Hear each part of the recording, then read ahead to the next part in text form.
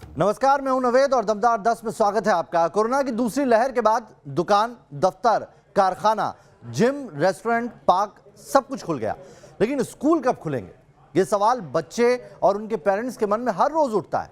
कुछ पेरेंट्स तो ये सोचते हैं कि स्कूल अभी ना ही खुले तो बेहतर है, जबकि कई ऐसे पेरेंट्स हैं जो चाहते हैं कि बच्चों की लाइफ भी वापस पटरी पर लौटनी चाहिए। लेकिन होना क्या चाहिए? स्कूल खुलने चाहिए या फिर अभी इसके लिए कुछ और इंतजार की जरूरी है? वर्ल्ड वाइड फिगर और विशेषज्ञों की राय के साथ हमने नेशन इन्वेस्टिगेशन की रिपोर्ट तैयार की है, आपको देखनी चाहिए।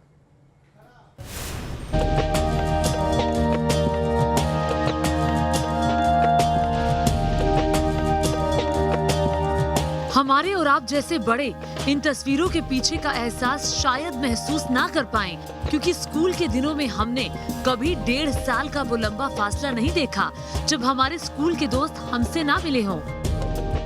स्टूडेंट्स के ये चमकते चेहरे बता रहे हैं कि पूरे 1 साल 7 महीने बाद स्कूल आने और दोस्तों से दोबारा मिलने की खुशी क्या होती है।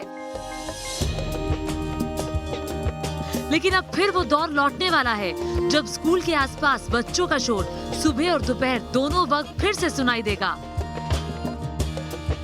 स्कूलों की घंटियां फिर से बजेंगी और किचन में मम्मी पहले की तरह फिर से हर रोज मुन्नी और पिंकी के लिए लंच बॉक्स तैयार करेंगी।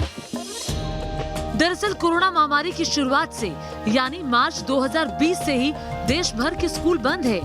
भारत की तरह यूरोप के भी स्कूल कोरोना काल में बंद किए गए, लेकिन इस दौरान दुनिया भर के वैज्ञानिकों को ये कोई ठोस प्रमाण नहीं मिला कि स्कूल जाने से बच्चों पर कोरोना का कोई बड़ा खतरा हो सकता है।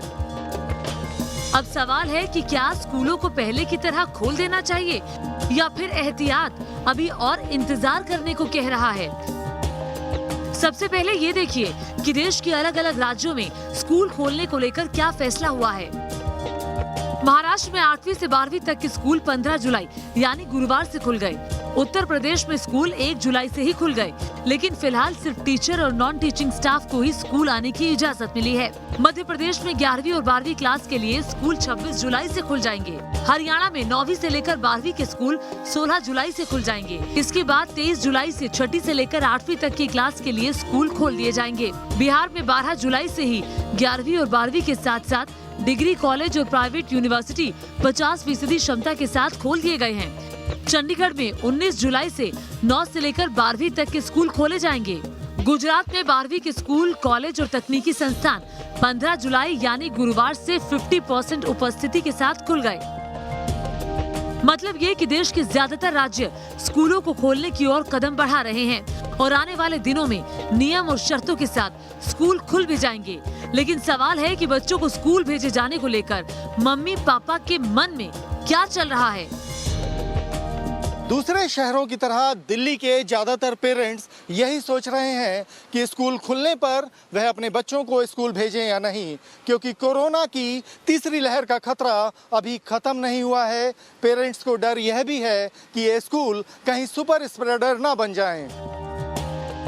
पेरेंट्स का डर अपनी जगह है, लेकिन स्कूलों को खोले जाने का जो वैज्ञानिक आधार बना है उसमें बच्चों पर खतरे की कोई गुंजाइश बाकी नहीं रह गई है। कैसे? अब वो देखिए। कोरोना की पहली और दूसरी लहर के बाद यूरोप के कई देशों में स्कूल खुले, लेकिन किसी भी देश में स्कूलों के सुपर स्प्रेडर बनने का प्रमाण नहीं मिला।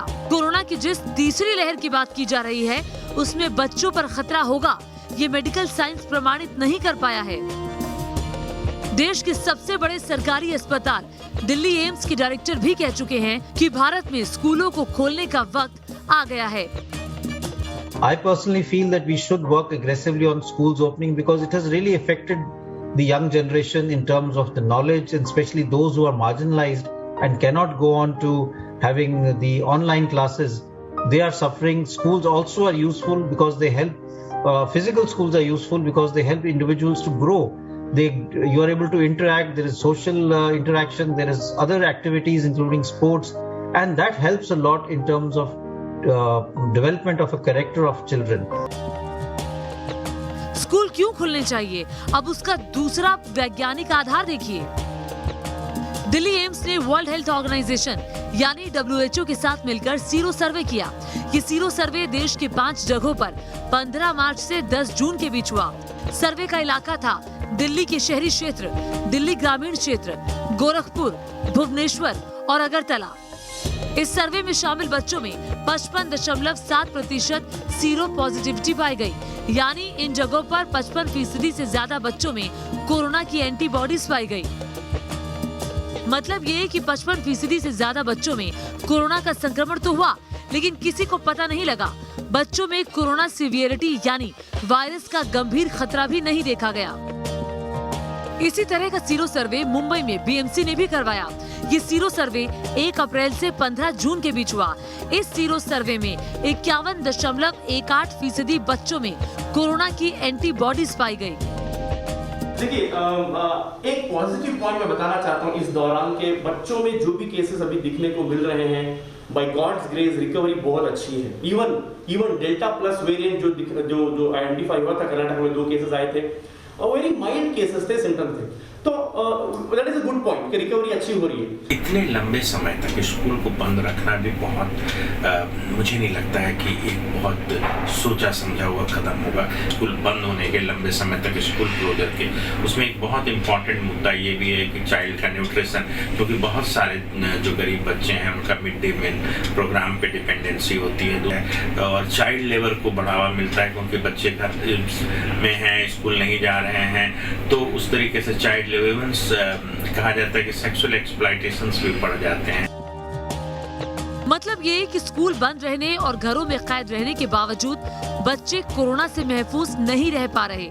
हालांकि अच्छी बात यह है कि कोरोना उन्हें नुकसान नहीं पहुंचा रहा है, लेकिन स्कूल बंद होने का बच्चों को कितना नुकसान हो रहा है वो दिल्ली के एक छात्र की ज़बानी सुनिए। एजुकेशन वगैरह सब दे रही है जो एक स्कूल हमेशा से अपने बच्चों को देना चाहता है, बट प्रॉब्लम ये है कि हमारा टीचर से ना वो जो कनेक्शन बनता था वो नहीं बन पाता, अटेंशन नहीं बन पाती हमारी, और जो हमारा कई बार टीचर अच्छे इम्पोर्टेंट चैप्टर्स पढ़ा रही होती है, लाइंस बता रही होती है, लेकिन हमारा नेटवर्क इशू हो जाता है, हम सुन नहीं पाते, फिर एग्जाम्स में हम टॉप नहीं कर पाते, पास नहीं कर पाते।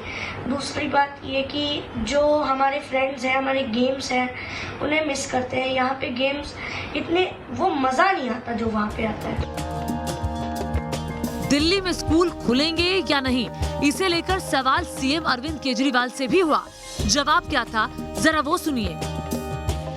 अभी जैसे जो इंटरनेशनली भी ट्रेंड देख रहे हैं कि थर्ड वेव आएगी, तो जब तक वैक्सीनेशन प्रोसेस कंप्लीट नहीं हो जाता, हम अभी बच्चों के साथ रिस्क नहीं लेना चाहेंगे।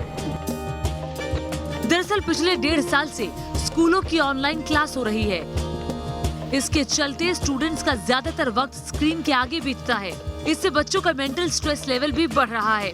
लगातार स्क्रीन पर आंखें टिकाए रहने से बच्चों की आंखों पर भी असर हो रहा है। फिजिकल मूवमेंट नहीं होने की वजह से वजन बढ़ने की समस्या भी हो रही है। यही नहीं, ऑनलाइन क्लास में समस्या डिस्ट्रैक्शन यानी घर में रहते हुए ध्यान का भटकना भी है, जिसके चलते बच्चों की रेगुलर पढ़ाई प्रभावित हो रही है। बच्चे अब खान पीन खेल कूद को छोड़कर अपने फोन, कंप्यूटर या गैजेट्स को ही महत्व देने लगे हैं। पूरा दिन घर में रहकर उनका स्वास्थ्य बहुत खराब हो चुका है। यूरोप समेत दुनिया के कई देशों में स्कूल अब खुल चुके हैं। अगर हमारे देश में सिनेमा, क्लब सब खोले जा सकते हैं तो स्कूल क्यों नहीं? जब ऑनलाइन एजुकेशन शुरू हुआ तो ऑनलाइन एजुकेशन की वजह से क्या हुआ कि जो माँ बाप बच्चे को फ़ोन नहीं देते थे, लैपटॉप नहीं देते थे, उनको लैपटॉप या फ़ोन एजुकेशन के लिए मिलने लगा। अब इसमें तकलीफ ये हुई कि बच्चे अक्सर टेक्नोलॉजिकली पेरेंट्स से ज़्यादा एडवांस्ड होते हैं, तो पेरेंट्स जान नहीं सकते कि बच्चे क्या कर रहे हैं। ऐसी ही वजहों के चलते मध्य प्रदेश में 26 जुलाई से 11वीं और 12वीं के स्कूलों को खोलने का फैसला लिया गया है। ऑनलाइन और वर्चुअल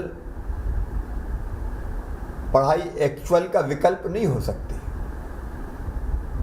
आखिर विद्यालय होते हैं, और इसलिए अब महाविद्यालय विद्यालयों को खोलने की प्रक्रिया हम प्रारंभ कर रहे हैं। गुजरात में 12वीं के स्कूल गुरुवार से खुल गए। अहमदाबाद के स्कूलों में फिलहाल 50% ऑक्यूपेंसी के साथ कैसे क्लास और एग्जाम कराए जा रहे हैं, उसकी ग्राउंड रिपोर्ट देखिए। आप देख सकते हैं कि यहाँ पर जो है वो 12वीं कक्षा की एग्ज़ाम चल रही है रिपीटर्स की। इन सभी का टेम्परेचर चेक किया गया है और सभी को एक बेंच पर एक यानी सोशल डिस्टेंसिंग का भी पालन किया गया है। इस वक्त हम अहमदाबाद के एक स्कूल में है जहाँ पर जो है 12वीं कक्षा की एग्ज़ाम चल रही है और साथ स्कूलों को भी अनलॉक कर दिया गया है, कॉलेजों को भी अनलॉक कर दिया गया है। नियम ये है, कोरोना प्रोटोकॉल इस तरह से दिए गए हैं सभी स्कूल और कॉलेजेस को कि जो 50% विद्यार्थी है उन्हें ही बिठाया जाएगा, ज़्यादा विद्यार्थी नहीं आएंगे और उनके घर से सम्मति पत्र भी दिया जाएगा। 12 जुलाई से बिहार में भी 11वीं और 12वीं के स्कूल खुल चुके हैं। क्लासेस शुरू हो गई हैं। पटना के बांकीपुर गर्ल्स हाई स्कूल में भी लंबे अरसे बाद क्लासेस शुरू होने पर स्टूडेंट्स का क्या रिएक्शन है, वो सुनिए। अब तक बच्चे ऑनलाइन पढ़ रहे थे, अब क्लास पहुंचे हैं तो मैम ऑफलाइन के साथ ऑनलाइन भी हैं, यानी किस तरीके से बच्चों को ऑनलाइन पढ़ाया गया उस पर भी अपडेट रहना है। बच्चों ने कहाँ तक ऑनलाइन पढ़ाई की और अब ऑफलाइन की शुरुआत हो गई है। ये बेटर मोड है मैम। यस, ऑब्वियसली ये बहुत ही बेटर है ताकि बच्चे इसको ऑनलाइन ऑफलाइन दोनों मोड में बेनिफिट कर सकते हैं। बेनिफिट तो चलिए ऑनलाइन ऑफलाइन का कम्बिनेशन है। कैसा लग रहा है इतने दिन बाद स्कूल आके आए? बहुत ही अच्छा लग रहा है। तो 12th में फर्स्ट टाइम क्लास ज्वाइन की हुआ जी। ये देखिए जो अरेंजमेंट है ये एक तरह से अल्टरनेट अरेंजमेंट है, एक इधर एक उधर एक इधर उधर करके। स्कूल आना अच्छा लग रहा है? ऑनलाइन करते करते उबन हो गई थी। यस हाँ यस, थोड़ा चेंजेस लग रहा है? ये बहुत चेंजेस है। बहुत चेंजेस लग रहा है। स्कूल आके पढ़ना अच्छा लग रहा है कि घर वाला मोबाइल वाला ठीक था? स्कूल आके पढ़ना अच्छा लग रहा है। अच्छा लग रहा है। कोविड प्रोटोकॉल का पालन करते हुए मास्क लगाए रखना है, सैनिटाइजर का इस्तेमाल करना है, सोशल डिस्टेंसिंग मेंटेन करना है और उसके बाद जिंदगी को आगे लेकर चलना है। वीडियो जर्नलिस्ट सत्येंद्र के साथ रजनीश सिन्हा, न्यूज़ नेशन पटना। तो चलिए अब वक्त हो चला है नेशन स्पेशल का, जिसमें बात होगी देश की राजधानी दिल्ली में बीते एक हफ्ते से ताबड़तोड़ हो रहे एनकाउंटर्स की।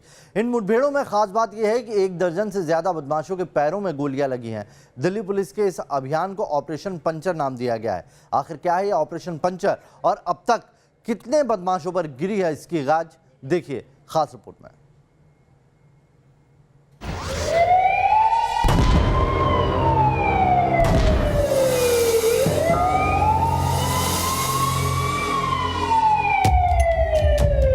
लुटेरों और स्नेचर्स के खिलाफ एक्शन में है दिल्ली पुलिस और हो रहे हैं ताबड़तोड़ एनकाउंटर। मकसद सिर्फ एक ही, देश की राजधानी दिल्ली में क्राइम कंट्रोल करना।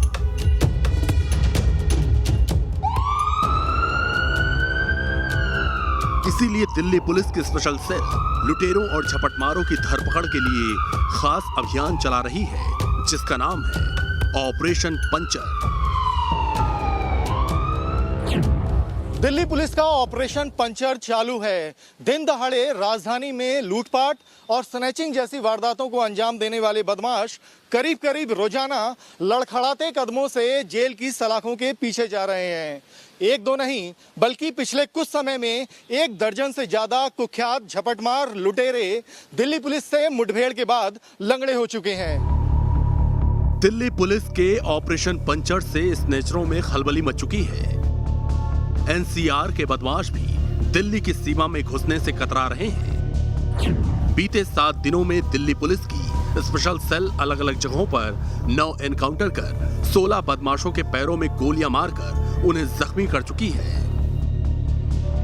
इसके साथ ही दिल्ली पुलिस ने चोरी और लूटपाट की वारदातों को अंजाम देने वाले बदमाशों को भी गिरफ्तार किया है। दिल्ली पुलिस की स्पेशल सेल बदमाशों को पकड़ने के लिए ट्रैप लगा रही है, लेकिन बदमाशों की तरफ से चलाई गई गोली के बाद ही जवाबी फायरिंग में पैरों में गोली लग रही है।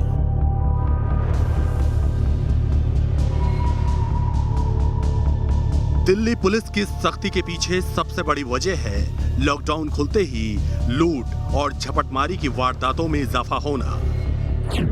दिल्ली में जब से लॉकडाउन था क्रिमिनल्स अपने अपने घरों में बंद थे, लेकिन जो ही अनलॉक की स्थिति आई है दिल्ली धीरे धीरे खुलने लगी है, एक्टिविटीज़ बढ़ने लगी हैं, तो क्रिमिनल्स ने भी अपना रूप दिखाना शुरू कर दिया है। लेकिन दिल्ली पुलिस भी इसमें कोई पीछे नहीं रह रही है। जो क्रिमिनल्स बाहर निकलकर स्ट्रीट क्राइम को जैसे स्नैचिंग, रॉबरी वगैरह करने की कोशिश की, उसका दिल्ली पुलिस की स्पेशल सेल, क्राइम ब्रांच और डिस्ट्रिक्ट पुलिस ने मुंह तोड़ जवाब दिया है। दिल्ली में स्ट्रीट क्राइम की इन तस्वीरों को ही देख लीजिए। 5 जुलाई को साउथ दिल्ली के चितरंजन पार्क में झपटमार ने बुजुर्ग महिला का बैग झपट लिया। महिला ने जब बैग नहीं छोड़ा तो बदमाश ने धक्का देकर महिला को गिरा दिया और कुछ दूर तक घसीटते हुए ले गया। दूसरी तस्वीर 7 जुलाई की है, जब दिल्ली के उत्तम नगर में बेखौफ बदमाशों ने घर में घुसकर लूटपाट की।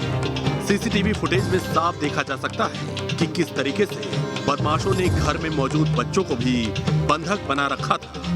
तीसरी तस्वीर 8 जुलाई की है, जिसमें नजफगढ़ में बाइक सवार 2 बदमाश एक महिला से सोने की चेन छीनकर भागते दिख रहे हैं।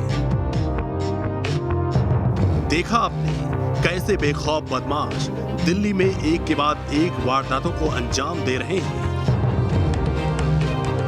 यही वजह है कि बदमाशों में खौफ पैदा करने के लिए दिल्ली पुलिस ने ऑपरेशन पंचर शुरू किया।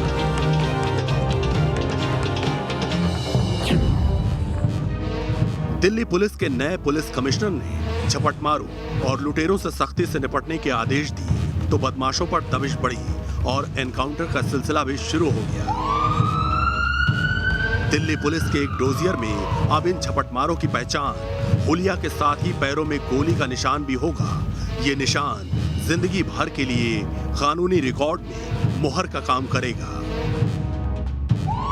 दिल्ली पुलिस ने कहां-कहां एनकाउंटर किए और कितने लुटेरों और स्नेचर्स के पैर में गोली मारकर उन्हें पंचर किया, वो भी आपको दिखाएंगे। लेकिन उससे पहले आपको दिखाते हैं पिछले साल के मुकाबले इस साल झपटमारी और लूटपाट की घटनाएं कितनी बढ़ गई। आंकड़ों पर नजर डालें तो साल 2020 में 15 जून तक झपटमारी की 2612 घटनाएं हुई थी। वहीं इस साल 15 जून तक 3829 घटनाएं हुई। यही हाल लूटपाट का है। 2020 में 15 जून तक लूट की 701 वारदात हुई। इस साल 15 जून तक 942 लूटपाट की घटनाएं हो चुकी हैं। दरअसल दिल्ली में 2020 के मुकाबले 2021 में जून तक का जो आंकड़ा सामने आया है, उसमें रॉबरी और स्नैचिंग की वारदातों में 25 से 50% तक बढ़ोतरी हुई है, जिसको देखते हुए नए पुलिस कमिश्नर बालाजी श्रीवास्तव ने क्राइम रिव्यू मीटिंग में डीसीपी, एसीपी और एसएचओ स्तर के अधिकारियों को निर्देश दिए कि इस तरह के क्रिमिनल्स दिल्ली का माहौल ख़राब करते हैं, लॉ एंड ऑर्डर के लिए ठीक नहीं है। एक डर का माहौल पैदा होता है, जिस वजह से इस तरह के अपराधियों से सख्ती से निपटा जाए। इस निर्देश के बाद दिल्ली पुलिस की तमाम स्पेशल यूनिट्स, जिनमें स्पेशल सेल क्राइम ब्रांच भी शामिल है, इन्होंने ऑपरेशन पंचर शुरू किया है। आइए अब एक नजर हाल में हुए दिल्ली पुलिस के बड़े एनकाउंटर पर डाल लेते हैं। 13 जुलाई को रोहिणी में पुलिस कस्टडी में पिस्टल छीनकर भाग रहे बदमाश ने पुलिसकर्मी को गोली मारकर जख्मी कर दिया था, तो जवाबी कार्रवाई में पुलिस ने भी उसके पैर में गोली मार दी। स्पेशल सेल ने सोमवार आधी रात द्वारका में एनकाउंटर के बाद अब्दुल वाहिद अंसारी नाम के एक लुटेरे को दबोचा। ये वही लुटेरा है जिसने नजफगढ़ में एक महिला से स्नैचिंग की वारदात को अंजाम दिया था। पुलिस से घिरा हुआ पाकर इसने भी फायर कर दिया। जवाबी एक्शन में पुलिस ने भी गोली चलाई, जिसमें वो जख्मी हो गया। 11 जुलाई को दिल्ली के उत्तम नगर में पुलिस और बदमाशों के बीच सुबह सुबह मुठभेड़ हुई और पुलिस ने 7 जुलाई को उत्तम नगर में डकैती को अंजाम देने वाले 2 बदमाशों को धर दबोचा। इस एनकाउंटर में भी एक बदमाश पैर में गोली लगने से जख्मी हो गया।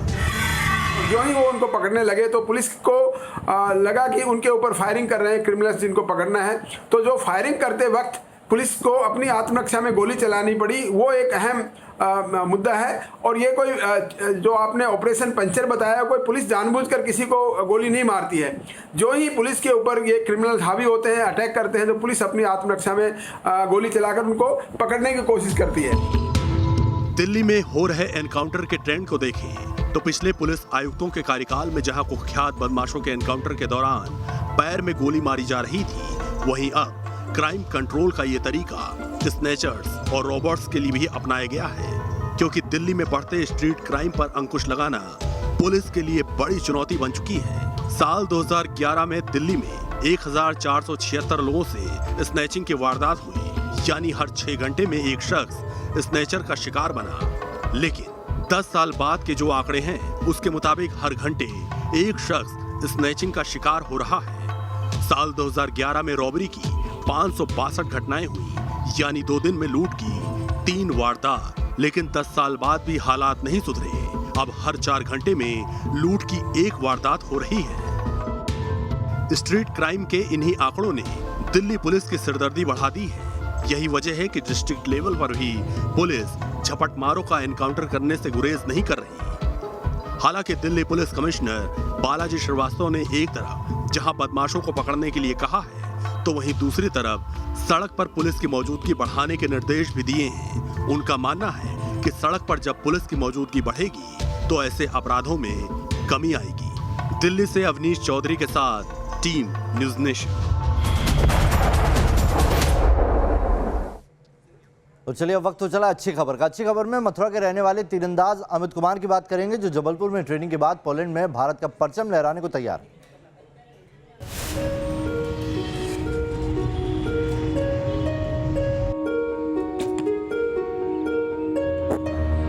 इस भारतीय तीरंदाज के कंधों पर पोलैंड में भारत का नाम रोशन करने की जिम्मेदारी आई। लक्ष्य कठिन है लेकिन हौसला चट्टान जैसा। जबलपुर के तीरंदाज अमित कुमार ने इन्हीं कंधों पर अपनी मां की अर्थी उठाई थी जब कोरोना ने इनकी मां को इनसे छीन लिया था। पिता ट्रक चलाते हैं और अब बेटा पोलैंड में भारत का नाम रोशन करने जा रहा है। पोलैंड में होने वाले 9 से 15 अगस्त के बीच विश्व तीरंदाजी प्रतियोगिता के लिए मध्य प्रदेश के खिलाड़ी अमित कुमार का सिलेक्शन हुआ है। अमित कुमार ने मध्य प्रदेश के उसी जबलपुर एकलव्य तीरंदाजी एकेडमी से ट्रेनिंग ली है, जिसने देश को 11 अंतर्राष्ट्रीय तीरंदाज खिलाड़ी दिए। अमित का अगर हम बात करें तो 2016 से वो एकेडमी में है। बेसिक ग्रास रूट लेवल से यहीं से मेरे अंडर में ट्रेनिंग स्टार्ट किया।